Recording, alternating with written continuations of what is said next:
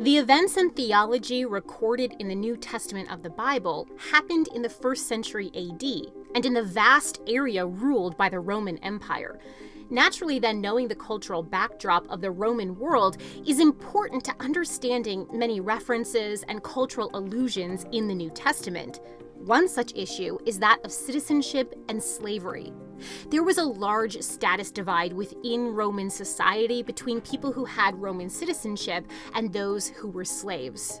Roman elite society was largely sustained through slave labor, but this slavery should not be confused with its more modern forms.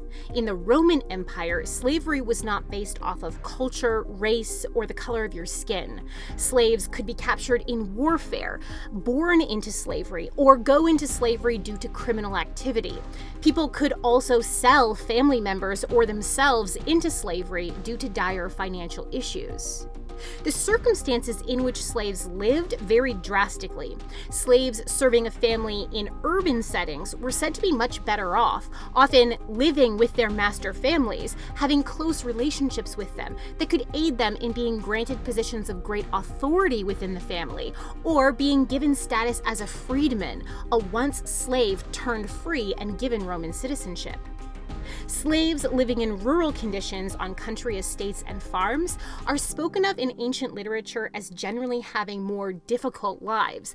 They were involved in physical labor and not in close proximity to their master or family, and therefore didn't have the same access for relationship development and opportunities.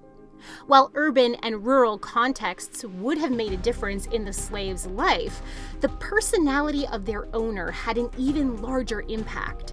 Slaves were entirely at the mercy of their owner's temperament, with legal protection favoring only the owner. Interestingly, going into Roman slavery was compared with death, because when you became a slave, all of your previous relationships and social ties were cut.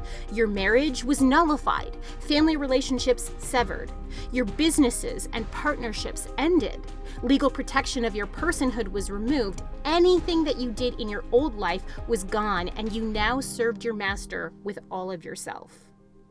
Roman slavery did not have to be permanent. Slaves could purchase or be granted their freedom and become freedmen. They were still required to pay respect to their former owner and work for them for a set time each year, but they could become legal citizens and rise quite high in Roman society. It's important to note, however, that just because the possibility for freedom was there did not mean that it was attainable for all or even most Roman slaves. Thank you so much for watching. We want to keep producing high-quality biblical content, but we can't do it without your support. If you feel called to support us, please click the link in the description under Donate. Your support really means a lot to us.